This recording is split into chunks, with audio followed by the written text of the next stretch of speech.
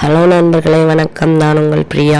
நம்ம இன்றைக்கி பார்க்க போகிற பதிவு என்ன அப்படின்னு பார்த்தீங்கன்னா, நம்மளுக்கு ஜனவரி மாதம் முதல் கிருத்திகை எந்த தேதியில் வரப்போகுது, இந்த குழந்தை வரம் வேண்டவங்க, அப்புறம் தொழிலுக்காக, அப்புறம் செழிப்பிற்காக வேண்டவங்களாம் என்ன மாதிரியான பூஜைகள் பண்ணலாம், வேண்டுதல்கள் வைக்கலாம், இதை பற்றின பதிவு தான் நம்ம பார்க்கலான்னு இருக்கோம். நீங்கள் வீடியோவை ஸ்கிப் பண்ணாமல் பாருங்கள். அதுக்கு முன்னாடி நீங்கள் இந்த பதிவை பார்க்கக்கூடிய முருக பக்தர்களாக இருந்தீங்க அப்படின்னா மறக்காமல் ஓம் சரவண பவான்னு சொல்லிவிட்டு நம்மளோட கமெண்ட் பாக்ஸில் ஒரு கமெண்ட் போஸ்ட் பண்ணுங்கள். அதுக்கு முன்னாடி நம்மளோட சேனலை நீங்கள் இது வரைக்கும் சப்ஸ்கிரைப் பண்ணாமல் பார்த்துருந்தீங்க அப்படின்னா மறக்காமல் சப்ஸ்கிரைப் பண்ணி சப்போர்ட் பண்ணுங்கள். நம்ம சேனல் க்ரோத் ஆகிறதுக்கு ஹெல்ப்பாக இருக்கும். ஸோ இப்போ வாங்க நம்ம பதிவுக்குள்ளே போகலாம். இப்போ நம்மளுக்கு கிருத்திகை நட்சத்திரம் என்றைக்கு தொடங்குது அப்படின்னு பார்த்தீங்கன்னா, ஜனவரி 9 வியாழக்கிழமை, அதாவது 9/1/2025 அன்னைக்கு மாலை 3 மணிக்கு மேலே நம்மளுக்கு கிருத்திகை நட்சத்திரம் தொடங்குது. இந்த கிருத்திகை நட்சத்திரம் அன்னைக்கு தொடங்கி மறுநாள் காலை வெள்ளிக்கிழமை ஜனவரி 10 அன்னைக்கு நம்மளுக்கு வைகுண்ட ஏகாதசியும் வருது. இந்த கிருத்திகை நட்சத்திரமும் ஏகாதசியும் சேர்ந்து இன்னும் சிறப்பாக இருக்கும். ஸோ அந்த ஒரு 12 மணி அளவில் இந்த கிருத்திகை நட்சத்திரம் முடிஞ்சிடும். ஸோ நீங்கள் கிருத்திகை நட்சத்திரத்தில் முருகப்பெருமானை வழிபாடு செய்யணும் அப்படின்னா ஜனவரி 9ஆம் தேதியை செய்யுங்க. மாலை 3 மணிக்கு அப்புறமா நீங்கள் செய்யலாம். மாலை வழிபாடு கூட பண்ணலாம். ஒரு 5:30 நீங்கள் தொடங்கலாம். 5:30 9 மணி வரைக்கும் நம்மளுக்கு இரவு ஹோரை முடிகிறது வரைக்கும் நீங்கள் தீபங்கள் ஏற்றலாம், பூஜைகள் பண்ணலாம், இதெல்லாம் செய்யலாம். அதுக்கப்புறமா இன்னும் எந்த நேரத்துலலாம் நீங்கள் பண்ணலாம் அப்படின்னு பார்த்தீங்கன்னா, மறுநாள் காலையில் பிரம்ம முகூர்த்த பூஜை பண்ணலாம். கிருத்திகை நட்சத்திரம் இருக்குது, அதே மாதிரி ஏகாதசியும் அன்னைக்கு இருக்குது. ரொம்பவும் சிறப்பு. முருகப்பெருமானோட அருளும் கிடைக்கும், பெருமாளோட அருளும் உங்களுக்கு பரிபூரணமாக கிடைக்கும். அப்படி இல்லை அப்படின்னா நீங்கள் காலையில் உங்களால் எழும்ப முடியலை, பிரம்ம முகூர்த்த வேலையில் அப்படின்னா ஒரு 9 மணி வரைக்கும் இல்லை 10 மணி வரைக்கும் கூட நீங்கள் தீபங்கள் ஏற்றி சாமி கும்பிடலாம். எப்போனாலும் கும்பிடலாங்க.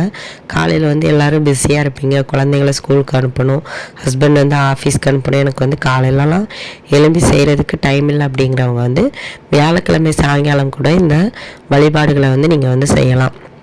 இது யார் யாரெல்லாம் வழிபாடுகள் செய்யலாம் அப்படின்னு பார்த்தீங்கன்னா, அனைத்து முருக பக்தர்களுமே செய்யலாம். குழந்தை இல்லாமல் கஷ்டப்படுறவங்க செய்யலாம், திருமணம் கஷ்டப்படுறவங்க செய்யலாம். அதே மாதிரி தொழிலில் முன்னேற்றம் இல்லை, தொழில் தொடங்கினாலே ரொம்பவும் பாதிப்பாக இருக்குதுங்க, அவங்க செய்யலாம். சொந்த வீடு வாங்கணும்னு நினைக்கிறவங்க செய்யலாம். எல்லாருமே கண்டிப்பாக செய்யலாம். குழந்தை பாக்கியம் வேண்டவங்களுக்கு வியாழக்கிழமை முருகப்பெருமானுக்கு நீங்கள் தீபங்கள் ஏற்றி விரதங்கள் இருந்து வழிபட்டுட்டு வரும்போது கண்டிப்பாக குழந்தை பாக்கியம் கிடைக்கும். ஸோ குழந்தைக்கு அதிபதி, குழந்தை பாக்கியம் தர்றது குரு பகவான் தான். ஸோ வியாழக்கிழமைக்கு அதிபதி குரு. ஸோ அதனால் நீங்கள் அன்னைக்கு முருகப்பெருமானை வழிபாடு செய்யும்போது முருகப்பெருமானும் அந்த குரு பகவானும் சேர்ந்து உங்களுக்கு கண்டிப்பாக குழந்தை பாக்கியத்தை அருள்வாங்க. இந்த கிருத்திகை நட்சத்திரம் எதனால நம்ம கொண்டாடுறோன்னு உங்களுக்கு எல்லாருக்குமே தெரியும். இந்த முருகப்பெருமானை 6 கார்த்திகை பெண்கள் வளர்த்துட்டு வந்தாங்க. 6 குழந்தையாக இருந்த நம்ம ஆறுமுக கடவுளை ஒரே கடவுளாக மாற்றுறது நம்மளோட பார்வதி தாயார். ஸோ அந்த கார்த்திகை பெண்கள் நம்மளோட ஆறுமுகனை வளர்த்து பாராட்டி சீராட்டி வளர்த்த அந்த ஒரு நன்றி கடனுக்காக நம்ம அவங்களுக்கு நன்றி செலுத்துகிற விதமாக அந்த கார்த்திகை பெண்களுக்காக நம்ம இந்த கிருத்திகை நட்சத்திரம் கொண்டாடுறோம். ஸோ இந்த கிருத்திகை நட்சத்திரத்தை நம்ம சர்க்கோண கோலம் போட்டு 6 தீபம் ஏற்றி முருகப்பெருமானை வழிபாடு செஞ்சுட்டு வந்தோம் அப்படின்னா கண்டிப்பாக நம்ம என்ன வேண்டுதல்கள் வச்சாலும் நம்மளுக்கு நிறைவேறுமா. அதே மாதிரி உங்களுக்கு என்ன விதமான வேண்டுதல்களாக இருந்தாலும் கட்டாயமாக நிறைவேறும் அப்படின்னு சொல்லப்படுது.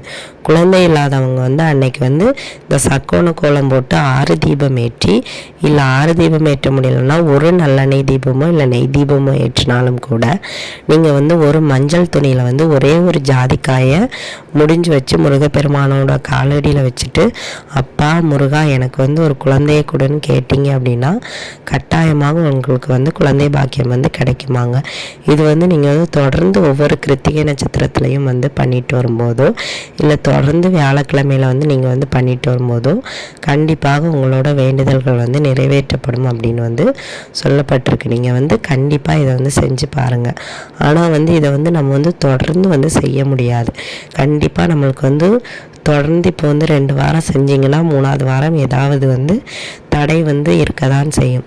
அதே மாரி நீங்கள் வந்து செய்யணும். உங்களோட மனசையும் நம்பிக்கையும் தளர விடாமல் முருகப்பெருமானையே சரணாகதி அடைந்து நீங்கள் வந்து இதை வந்து செய்யும்போது கண்டிப்பாக உங்களுக்கு வந்து குழந்தை வரம் வந்து கிடைக்கும்.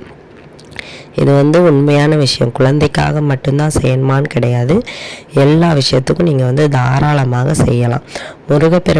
முருக பக்தர்கள் அனைவருமே வழிபாடு செய்வதற்கு இந்த சஷ்டி, கிருத்திகை, செவ்வாய்க்கிழமையெல்லாம் ரொம்ப உகந்த நாள். செவ்வாய்க்கிழமை நம்ம வந்து முருகப்பெருமானுக்கு வந்து துவரம்பருப்பு தீபம் அப்புறம் வந்து வெற்றிலை தீபம்லாம் போட்டுட்டு வரும்போது கண்டிப்பாக நம்மளோட வேண்டுதல்களை வந்து 100% முருகப்பெருமான் வந்து நிறைவேற்றி தருவாராம். அப்படி வந்து நம்ம வந்து தொடர்ந்து வந்து செய்யும்போது நம்மளே பரிபூரணமாக முருக பக்தர்களாக மாற்றப்படுவோம். இது வந்து முருகப்பெருமான் வந்து நம்மளை வந்து அவரோட பக்தர்களாக தேர்ந்தெடுத்திருந்தாங்க மட்டும்னாதான் இதெல்லாம் வந்து தொடர்ந்து நம்மளுக்கு வந்து நடக்கும்.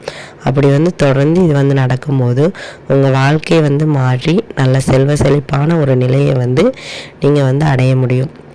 அதே மாதிரி அன்னைக்கு வந்து நீங்கள் வந்து செவ்வரளி மலர்களால் முருகப்பெருமானை அலங்காரம் பண்ணுறது ரொம்பவும் விசேஷம். அதே மாதிரி செவ்வாழை பழம் இல்லை வந்து சிவப்பு நிற பழங்கள், மாதுளை பழம் இதெல்லாம் கிடைச்சிது அப்படின்னா கண்டிப்பாக ரொம்பவும் உங்களுக்கு வந்து சிறப்பு. அன்னைக்கு வந்து நீங்கள் வந்து வச்சு முருகப்பெருமான்கிட்ட உங்களோட வேண்டுதல்களை வந்து கேட்கலாம். இதுதான் வைக்கணும்னு கிடையாது. வெறும் பால் கூட நீங்கள் வந்து வைத்து வழிபாடு செய்யலாம். தண்ணீர் கூட வைத்து வழிபாடு செய்யலாம். உங்களோட வேண்டுதல்களை வந்து கேளுங்க. அவரோட திருநாமங்களை வந்து சொல்லுங்கள். என்ன திருநாமம் தெரியுமோ அதை சொல்லி இல்லை 108 போட்டிகள் சொல்லி நீங்கள் வந்து கிருத்திகை வழிபாடு வந்து பண்ணுங்கள். கட்டாயமாக உங்களோட வேண்டுதல்கள் வந்து நிறைவேறும். எல்லாரையுமே வந்து நம் சொந்த கடவுளாகிய கந்த கடவுள் காப்பாற்றுவார். இந்த பதிவு வந்து கண்டிப்பாக உங்களுக்கு உபயோகமாக இருக்கும்னு நினைக்கிறேன். உபயோகமாக இருந்தது அப்படின்னா லைக் பண்ணி ஷேர் பண்ணுங்கள். மறக்காமல் நம்மளோட சேனலை சப்ஸ்கிரைப் பண்ணி வச்சுக்கோங்க. இந்த